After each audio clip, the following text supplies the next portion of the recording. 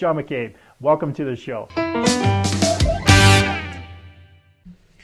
Hey, welcome to the John A. McCabe Show, where it's all about accelerating your authority in your business or field of expertise. And I do that by helping entrepreneurs, business owners, authors, experts, and speakers get seen, get heard, get noticed on any device, anywhere, anytime, in as little as 15 hours, also known as the Authority Acceleration Blueprint. Now on today's show, Business Strategy Tuesday, we're going to get into the business of writing, publishing, and launching a book. One of the fastest ways to accelerate your authority is to become a best-selling author. For many, that's a daunting task just to think about, let alone make a reality. There are so many aspects that go into launching a book, from the idea, determining the audience, what you have to say, and what is the best way to convey your message or your story. For so many of us, the biggest hurdle is that we aren't writers, let alone authors or editors. So what does it take? Well, today I'm going to be joined by Joe Bovino and his client, Kelly Barber Conate. Today, we're launching Kelly's book, The Grieving Parent Club, which is being released on her daughter Lexi's 27th birthday. I'm going to get into what it took from start to finish to complete the project, and what kinds of launch strategies that they're using to get the book to #1 bestseller. Now, Joe Bovino is the founder and CEO of Bestseller and You Publishing, an attorney with over 25 years of experience, and the author of 4 Amazon #1 best-selling books on dating and relationships. Now, he spent most of his life in New Jersey, Los Angeles, and Miami, but currently resides in Colombia. Now, Joe resigned from his law job and decided to write a book. Now he has 4 #1 bestsellers, and he'd like to help others who have a great book, a bestseller in them. It's not just about achieving bestseller status, and because in some ways that's easy now. It's about being the best that you can be and sharing it with others. And arguably the best way to share one's wisdom, wit, and great ideas with the world is through a book. However, Joe has discovered many people are confused and frustrated with the publishing process. They doubt their own ability to write well and publish a great book. And they think the writing and publishing process is rigged for celebrities and the well-connected. Now Joe helps people with a 3-step process that gets their book out of their head and into the world of in a non-traditional way that works. First, he positions, structures, and outlines the book. Second, they speak the book into existence. And third, he launches it to bestseller status with a goal of making it a #1 bestseller.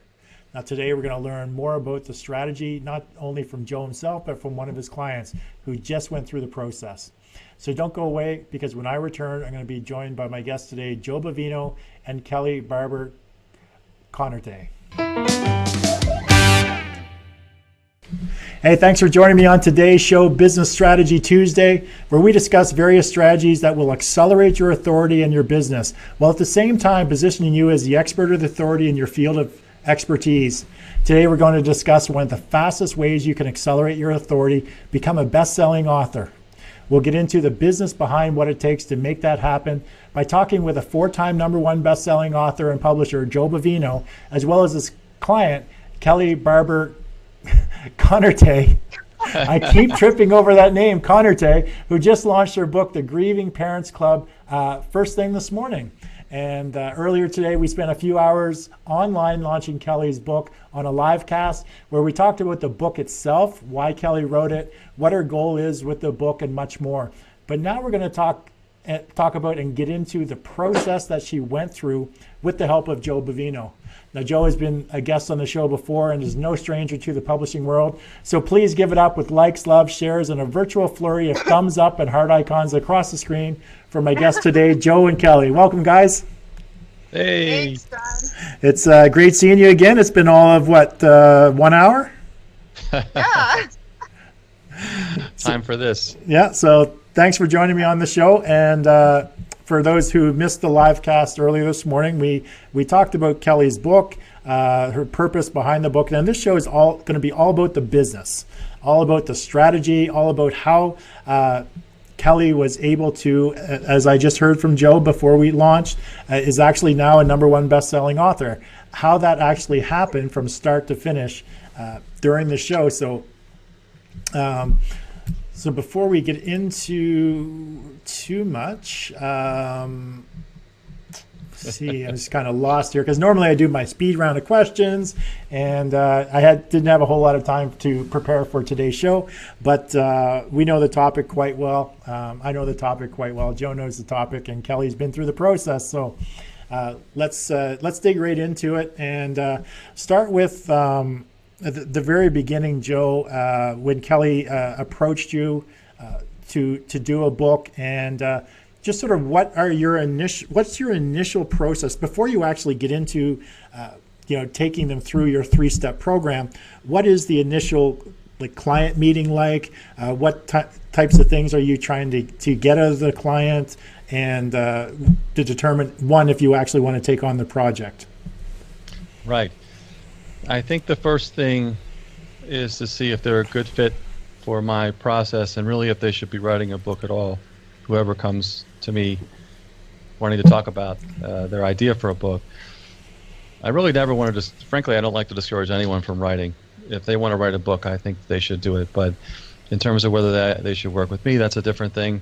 The first thing I look for is a real passion for the subject matter, whatever it is. It really doesn't matter what it is, as long as the passion is there and the love for the subject. This is a good example of the differences. Like, I wrote my books. I'm a lawyer, and I have this business, Bestseller and You, but I wrote books on dating and relationships because I happen to love that subject and culture and all that. Kelly came with a completely different subject matter. Grieving parents, and how grieving parents can survive, cope, and heal. So I look, and she really had a passion for the subject because she had such experience in it, and she had these stories that she really wanted to tell, and she felt she could help. She was helping a lot of other people anyway, directly, and this was a book was a way to reach more people with her message. So there was no problem there with the passion and the love for the subject, even though it was a rough one and totally different than my own. The next thing was I looked for expertise. In a nonfiction book of any kind, this was going to be a nonfiction book, not a memoir. We decided that early on too. That's important to decide what your book's going to be. But it was going to be a nonfiction book. The person who's writing it has to have some expertise in the subject matter. Mm-hmm. And expertise is an unusual word to use in the context of grieving parents and grief. But the truth is that Kelly had plenty of expertise. She lived it. And really the only people, the real experts, are the ones who have lived it. And she lived it for almost 10 years when she came to me. But once we'd established that, I think the next thing we needed to do was, okay, yeah, I alluded to this, but what kind of a book was it going to be? Was it really just going to be a story, a memoir of you and your daughter, or were you going to be, in a way, guiding other grieving parents? And we pretty quickly came to the conclusion that she wanted to be a guide. She didn't have all the answers, ever claimed to be. She's not. She's very humble, but she has a lot of insight. And so that's how we set it up.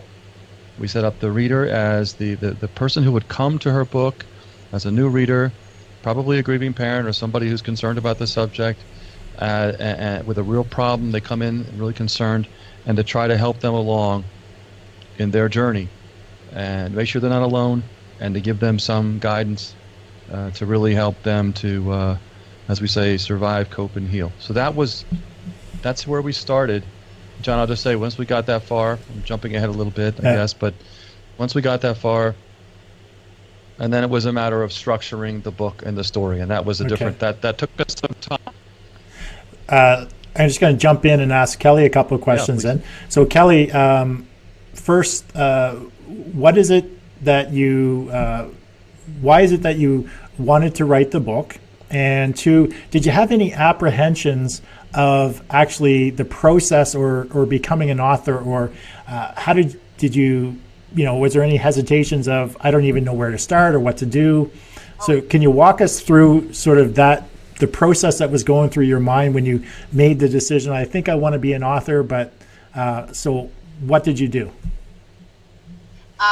Oh, wow. Yeah. I had all these stories. And it's something that I have a story to tell. I have ideas. I have things that could help other people. but they would just stay in kind of that idea stage, bouncing around in my head. And again, it wasn't really until I was getting, preparing for what to me was kind of a milestone number, 10 years, and thinking about just hearing on the news, young people dying, being killed and stuff. And it's just like, I really, my heart breaks for them every time I hear the story, because I know exactly how they're feeling. And I really wish I could help them. And I thought, well, what can I do? And I guess you say, well, let's write a book. Personally, I had just finished a couple of years of writing my doctoral dissertation, and the last thing I wanted to do was write. APA is going to give me a heart attack. Yeah. Luckily, it's done. I never have to write that again. But I was always scared of writing, and I didn't think, one, I could do it. Two, I think in my own mind, I thought this was a good idea. But would anybody else really want to read it? Is anybody else? I don't have, therapist, psychiatrist, MD, or anything after my name. I'm not a professional expert that went to school for this stuff. Is really, is anybody going to do it? And, getting to know Joe and how he went about the books, and there, I thought, what do I have to lose? Let me just ask him. First of all, is it a good idea? I mean, is it something worth, even trying to go through the process? Is it something that some people would want to read? Is it a story that they would want to read? And this was even before we kind of started clarifying it. And he and a lot of other people said, yeah, definitely it is. And thought about it some more and think, well, in my mind, I was still thinking, oh my gosh, I have to write this, and it's going to be going back to English composition and commas and semicolons. Yeah. I really don't want to write. And so I took a few more months, and I finally got to the point where it was like, what? I have something to say, and I hear on the news every day too many people burying their children, and I just want to say it. And so I contacted Joe, and I said, what? Let's just do it. And that's how we got started. Initially you had some limiting beliefs in whether you could actually do it. And was it through a couple of consultations with Joe that he helped reassure you that yes, you can definitely, you have a valid story that is worth sharing, and that you in fact could actually do this without, knowing and understanding all the grammatical composition needed in order to write a book? Again, after now having spent 3 years and finally finishing my doctoral dissertation, it was like, I don't want to write. And I had known people who had self-published and things like that, and I just thought, I'm not going to do this. I'm going to ask Joe for help. And we had become friends enough that he said, it's a good idea. If you're not a fit for my process, I'm still going to help you. Right. And so that gave me some reassurance, one, that I wasn't going to be alone in, this kind of new venture. Mm-hmm. Excellent. So let's talk a little bit about that process in relation to Kelly's book, since she's here. And then you talk a little bit about the structure, then we'll get Kelly's input on, from the author point of view, how it was going through that process.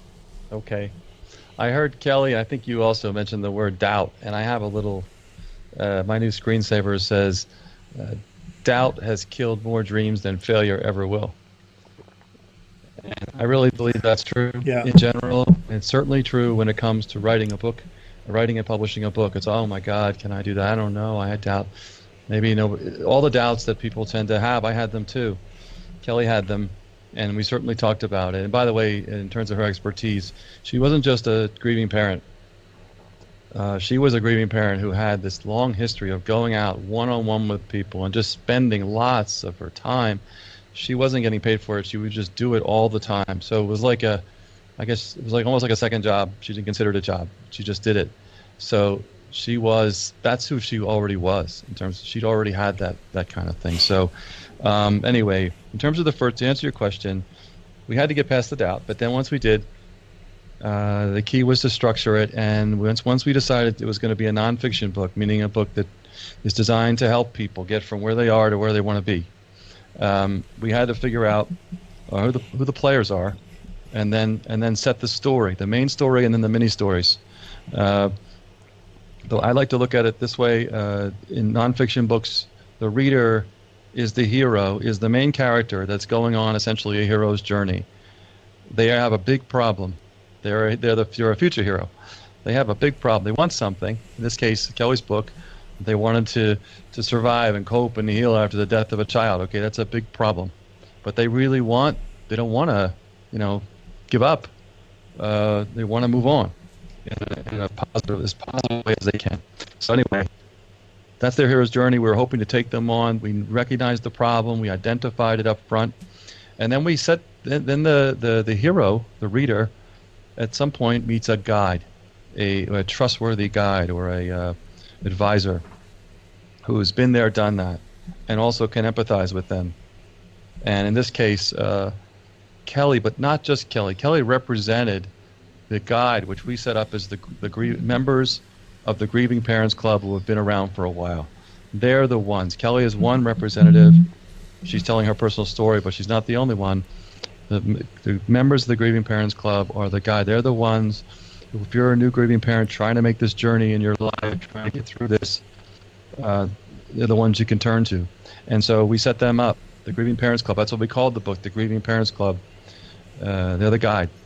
And so the grieving parents have a lot of good wisdom for new members of the club. And we set that up as toward the end of the book, after we told Kelly's story, we offered essentially, as best we could, a plan of how to get through various stages of grief. As we just advice, things that have worked for other grieving parents, for Kelly and others, how to get through various stages, and then some general principles that we've found to be helpful. And then finally, an invitation. I guess the call to action would be, don't just read the book, connect with other grieving parents through the foundation we're setting up, and also the Facebook group, which is in existence now. And even if you just want to reach out to Kelly directly, that's fine too. Reach out. You're not alone. Connect with other and get the help you need, and make some new friends. And then that's really how we structured it. I hope that makes sense. That's the journey. Yeah. That's the journey. Get the advice. The plan was there. We gave them some general guidelines, and then we said, look, reach out, and we tried to paint a picture of what life can be like if you do, and what it's like if you don't. A little bit, if you don't reach out, it can be a very lonely place for a grieving parent. So Kelly, what was it like going through that process of the planning, the structuring? Did you understand when Joe was talking about the hero's journey? Did you understand all of that sort of strategy? Because not everybody gets the hero's journey. Like, in the marketing world, a lot of people get the hero story, the hero journey. Right. So from your perspective, this is the first book that you've written. And so going through that process, could you just talk a little bit about your thoughts and just the process in general from your perspective? He did his best to explain simply the idea of the hero being the audience and all that stuff, and at some point it clicked.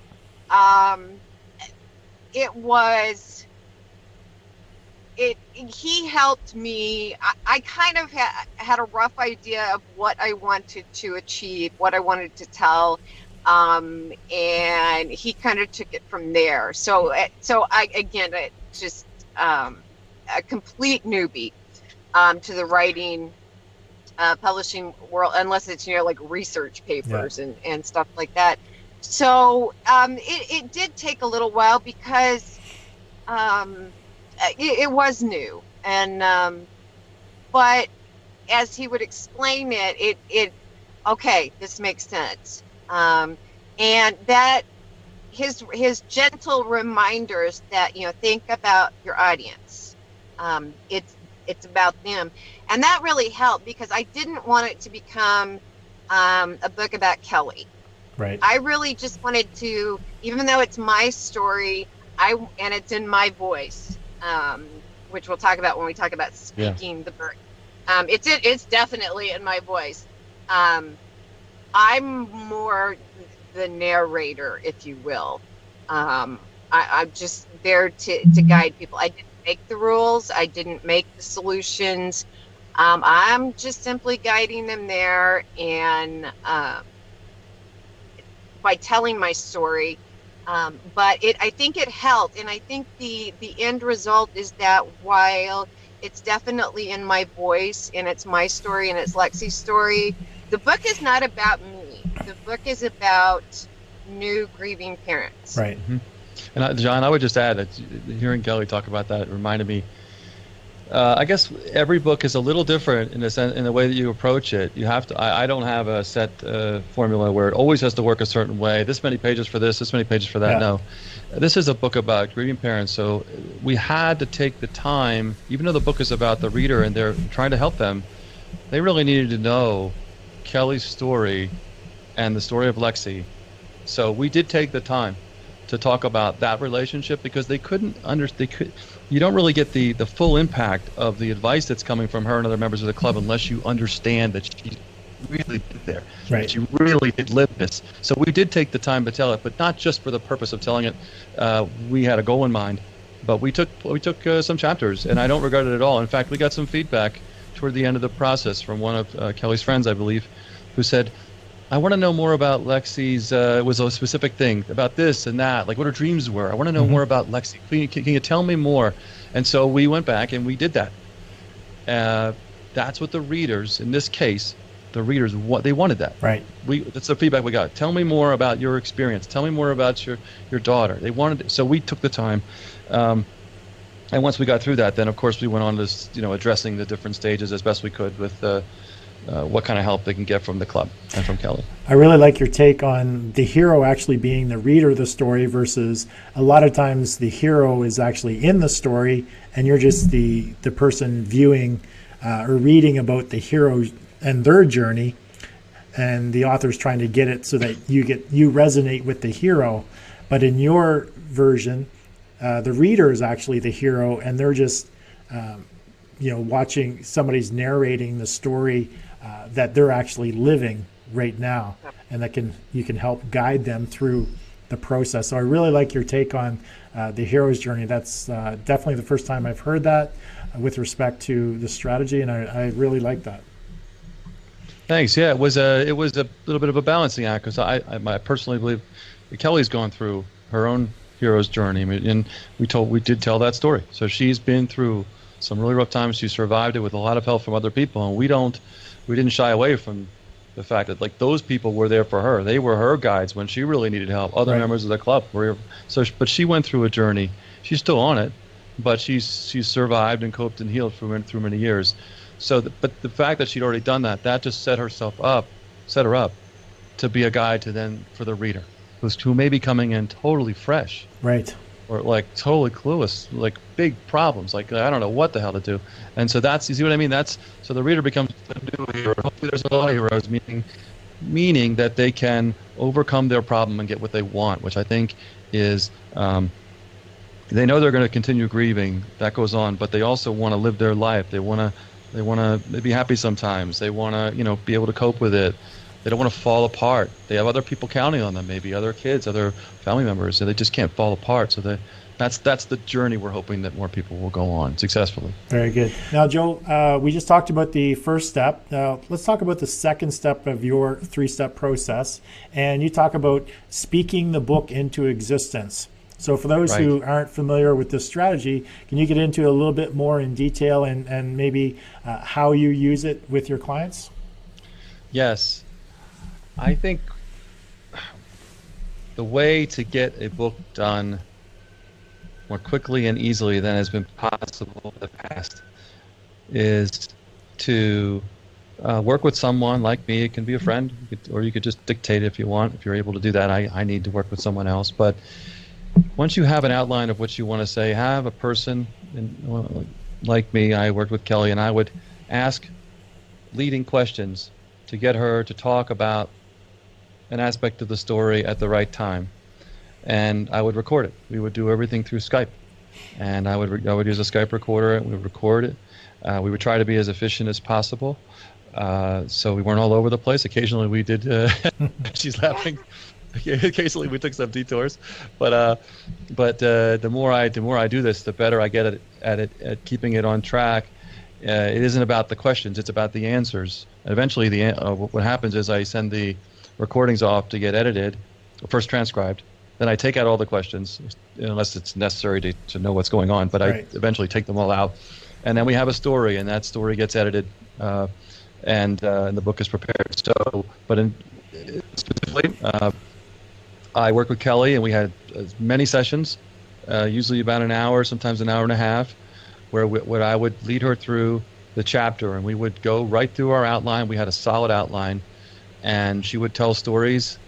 And I would, when she got to a certain point, I would ask another question, and we would go and go and go, and we went through the entire book that way. And when it was, that's really the second part of the process, is to get the book out of a person's head and on to recording, and then eventually on transcribed. She's a very busy woman. She just, as she mentioned earlier, she'd written her dissertation. She didn't want to sit in front of a screen all by herself in some room. And this is a tough subject to write about, too. Right. Can you imagine sitting there by yourself trying to write this? No. Instead, she got to talk to me. And occasionally when it got, I'd lighten it up a little bit. I could make her laugh once in a while. But it's helpful to have a person there who can keep going. That's great stuff. I want to hear it. Maybe she cried, and then we wait a second, and then we get back. But if you're by yourself, it can be really hard, and the doubts creep in. So I think a person who wants to get up in the morning and write their own book by themselves, God bless them. My first book, I did a lot of that, and I know what that's like, all due respect. But if you want to get a book that you've been sitting on, you've been thinking about for years, you just don't do it, why not organize your thoughts, or your story, and all your mini stories, and then just speak your book or perform it like it's a performance. Literally perform your book, and then get it out of your head. Then edit it, fix it, and launch it.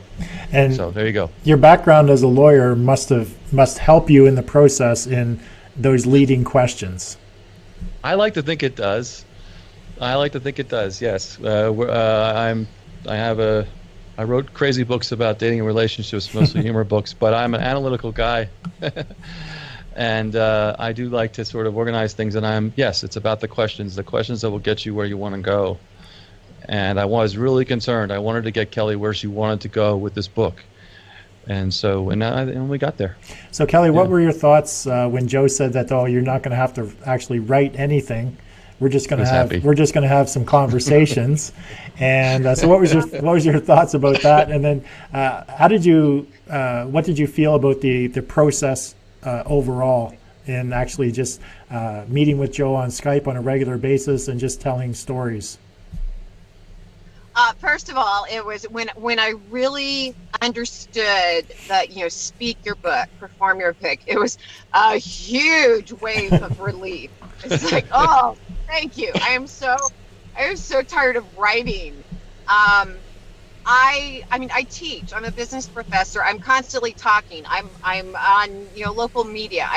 I talk, and I think I'm a very effective communicator when I speak, and much more so than when I write.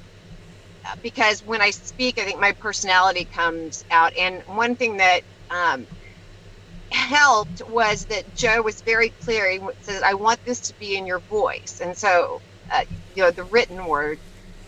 But before getting to that point, we had the most detailed outline. And we went over and over and revised the outline. And as Joe would say, if it's not in the outline, it didn't happen. So anytime I would say, oh, I just remembered this, he's like, write it down. If it's not in the outline, it didn't happen. So that took a while. So by the time we were ready to have the Skype interviews, the questions were there, the topics were there, the stories to cue me. It was there. And so I think taking the time that we did to really have a strong outline, and I still, in my mind, if I have to write something down, I'm like, it didn't happen if I don't write it down. So that's a good life philosophy. It didn't happen if I don't write it down. I had to say it that way because, John, you know how it is. We're having an interview, and it's not in the outline, and we're walking through it. She doesn't say it. She doesn't mention it. It's recorded. Well, then the book gets made. It's just not in there. So you can always go back much later and try to stick stuff in, but isn't it better if it's in the right place at the right time? Exactly. So yeah. So by the time we started, it was great because we just had conversations, and he could keep me on track because he had. We had the detailed outline that we had been over and over and over and over again. And so at that point, it was just him gently nudging me, reminding me, tell me about this time, or tell me about this story. Tell me about the Power Rangers. Tell me about this. And then my mind and all the memories. And so, there was never a case of writer's block. That is impossible. Right.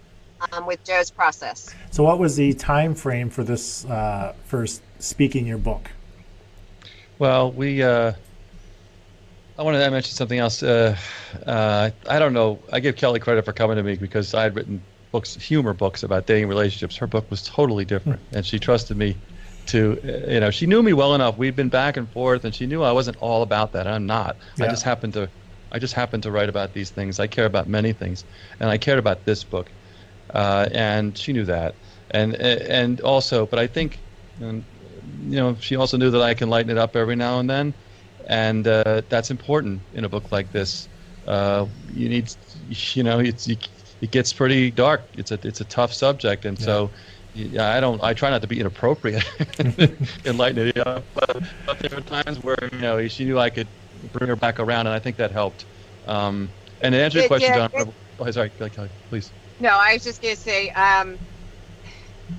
Joe was very patient. When all those memories came flooding back, there were times I was miserable. There were sections of the book and memories that I didn't want to remember, and I was miserable. And I would be like, "That's it, I'm done." And he would say, "You need to take a few days off, a couple weeks off. It's okay. I've got other things to do." So. We took our time. He didn't push me to a firm deadline. We took our time because it was so emotional for me. And so he would give me the time I needed to kind of calm down. And then we'd get back onto it. And so he tried with being flexible, being very caring, and understanding the importance of the story, how emotional it was for me. But he did keep me on track. I was going to say, at some point, there's got to be a taskmaster. So he's going to get you back on.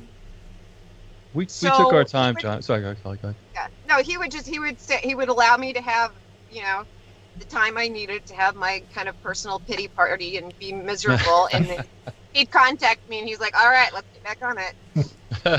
Yeah, this was not a book that I wanted to rush.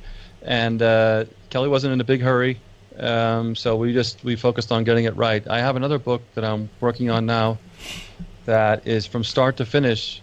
It's going to be done in 2 months. Right. So it could probably be done even faster than that, close to a month and a half. But it depends on the book, on the interest. That particular book, they have a deadline. It has to be out by a certain time. It's a completely different subject, not like this. It's really health and fitness. It's a diet book. Yeah. It's going to be great, but because of the deadline, there's a tremendous amount of energy put in. Okay, today, tomorrow, interviews day after day after day. No, Kelly and I spread them out a week at a time. We would have an interview, right? We took weeks. I don't know, probably months. We didn't have to, but I think we spent, I don't remember exactly how long it was on the outline. We really went back and forth on it. And then I think the interviews took place like once a week, right? I didn't want to, that's enough for Kelly, right? I mean, come on, she has to, some of the stuff's heavy. Yeah. So once a week, and then we finally got finished, and then we had to wait for the editing. Actually, we just, we used 2 editors. We decided to, just because we wanted to. We didn't have to. And we spent time on the cover.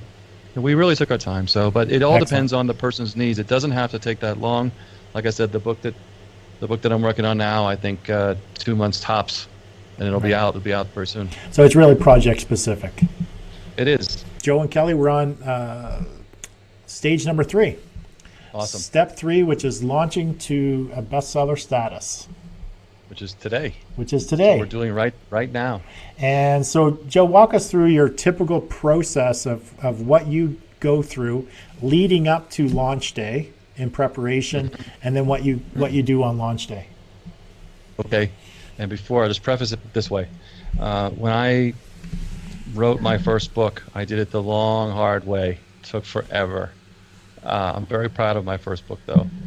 And when I launched it, I so wanted it to be an Amazon bestseller, and more.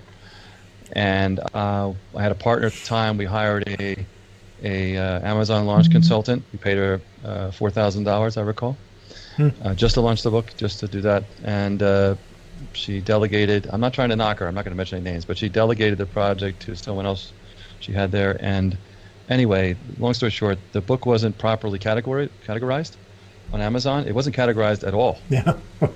Yeah, I know. I see John knows. He's laughing because it went out. We were launching the print version, not the ebook. We launched the print version. It went out under the books category. There were no categories at all chosen. So I was competing against every single book on Amazon. Oh, yes. I put all this effort into it, all 4 years of my life. I loved this book. I was so proud of it, and I just knew it would do well. We had a party. We spent money. An Amazon party in Hollywood. I have pictures. It's a great party. People were buying it at the event. The book we sold tons. Anyway, because it wasn't properly categorized, the best the book could do was it was recognized as #1 on the movers and shakers list, which I don't even know if Amazon has anymore.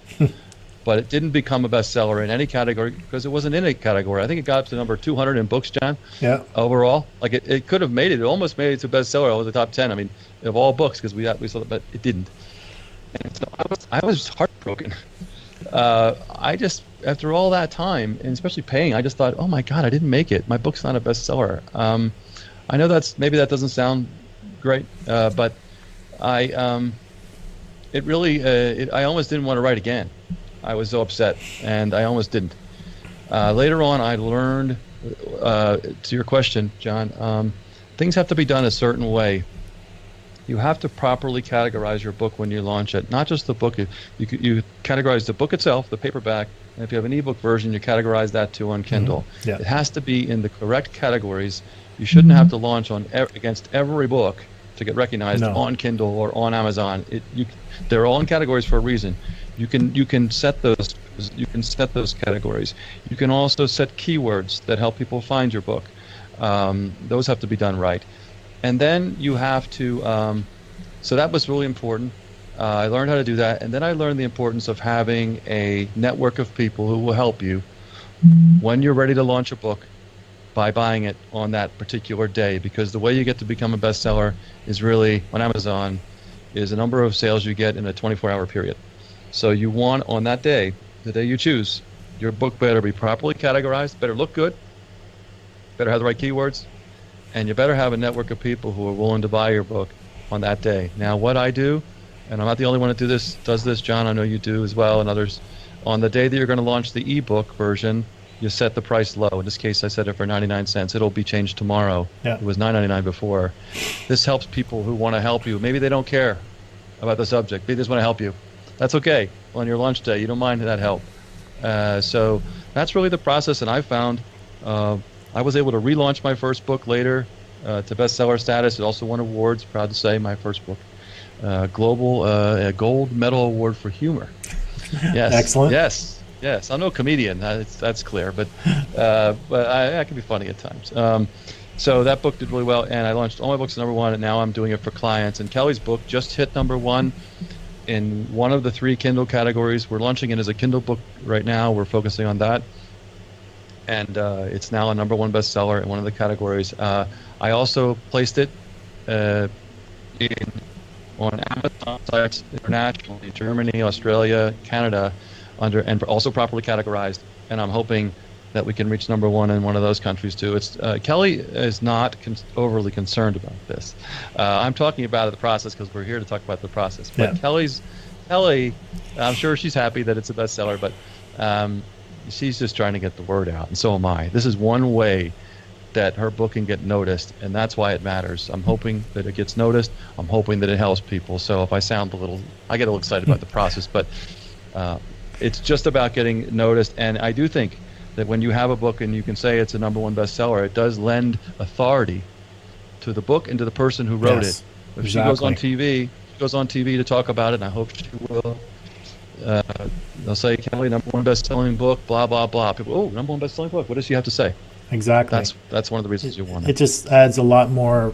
I hate to say the word credibility or authority to the author on the subject matter, but it really elevates their position. So if they have a message that they're trying to share with the world, it's really going to elevate themselves and get that message heard potentially by a lot more people, which is the purpose of Kelly's book. So what specific things did you do today, Joe? I know today's launch day. So what is your normal process? Yes. I'm a member of some groups. I have a group of my own. I have a Bestseller in You University page. I also have, I'm a member of some other groups. I have contacts. And so normally, not today, but normally I would go to my groups and I'd say, hey, I've got a book. Would you please support me? And it's 99 cents today, my ebook. I want it to be #1. Hey, help me out. And oftentimes the people that I go to in these groups do, because I do the same for them. There's a lot of karma there. I've helped a lot of other authors who've launched their books to become best-selling authors, and they know that I've been there for them. And so when I've had my own books, they've been there for me. And now that with Kelly's book, they're also there. So yeah, so it's about, what I normally do is just go out and spread the word.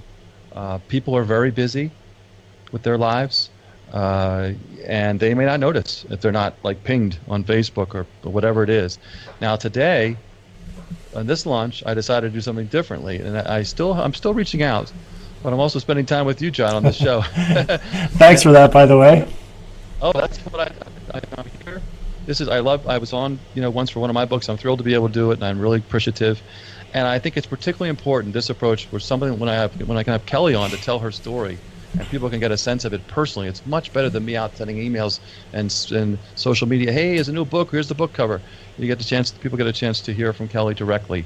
So that's what I've been doing today, and we're already #1 in one category. And so yeah, so thank you, John. And definitely that video is still on Facebook, and you can link to that video and say, hey, help support this book, and here's meet the author, hear her story. It may compel people to go ahead and buy the book. So Kelly, what were your thoughts on today's process?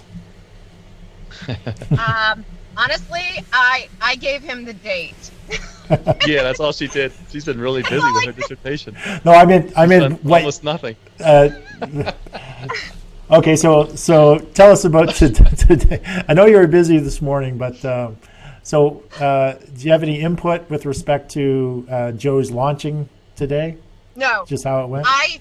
He has had success. I asked him. I said, could we do this by Lexi's birthday? Yes. And today is Lexi's 27th birthday, and so a very poignant date for me. And he's like, oh yeah. So he is the expert. He knows what he's doing. I have had nothing but exceptional excellence all along the way. And he said, nope, we're going to make your book #1 bestseller. And I'm like, okay, you just tell me when, where, what to do. And it works.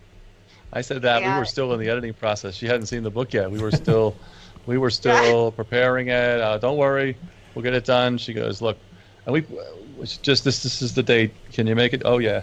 And the truth is, we got done well in advance. We could have launched this book a month ago. Right. But we've been waiting because we wanted this special day. So yeah, that's how it worked. Excellent. And John, yeah. John, it's important to people to realize I didn't say, Kelly, you can't help me with the launch. I didn't say that at all. No. She was very busy. In fact, if she wasn't so busy, I probably would have been saying, Kelly, can you send out messages to your friends? And hey, can you? No, she was at a dissertation. She's very busy. Yeah. And frankly, it's not necessary. So, yeah. And then joining us on this morning's live cast, I know there was a lot of people coming in and out during the 2.5 hours that we were on. I think we peaked out at 20-some viewers at one point in time, but there are always people coming in and out. So hopefully that 2.5 hours helped in today's launch in getting the message out. But that video will remain there. So definitely you have that video. You can download that video for future references, and posting it in your Facebook group, Kelly. Maybe you want to post it in there and to help tell your story a little bit more. Yes. And using it to help potentially sell some more books today and hopefully get you to bestseller in the other two categories. Yes, that's important to me. Excellent. I just have to say, as somebody, I kind of feel good. I kind of feel important. Joe's first non-Joe lunch. Non-Joe book. Non-Joe. If yeah, I could have written it, but why? I have been through every single step of the process. The basics of his 3-step process, I really believe would work for any topic, any person. It's with the positioning it right. He knows what he's doing, and he made it so incredibly easy for me. All I had to do was talk. All I had to do was have a conversation with a friend. Yeah. And that helps. That helps the creative process. That helps get these ideas out of your head, out into the world where they need to be. I find that process so much easier as well. Not just for telling a story for a book, but when I have I generally have a lot of business ideas, and being able to actually talk to somebody about those business ideas instead of just writing them down, it's much more effective. Excellent. I want to thank you guys for joining me on today's show. That's our time is up again. It just flies by. It goes so fast. Mm-hmm. But definitely want to thank both of you for joining me on today's show. And if anyone has any specific questions for Joe, I'll just get you to post your contact information in the comments. So anybody that watches us after the fact, if they want to reach out to you, maybe they want to go through this process with you, then they can connect with you. And as always, make sure you like, love, and share this video on all of your Facebook feeds. And I just want to thank Joe and Kelly again for being on the show, and I look forward to catching up with you guys again real soon. Thanks, John. Thanks so much, John. And everyone else, just stay tuned for just a second, and I'll be back with closing remarks. Now, thanks for joining me on today's John A. McCabe Show, where we work with entrepreneurs, business owners, authors, experts, and speakers get seen, get heard, get noticed anywhere, anytime, on any device. Now, also known as the Authority Acceleration Blueprint. Now, if you're someone who's looking to take your business to the next level and want to get some coaching advice, why not apply to be a guest on today's show?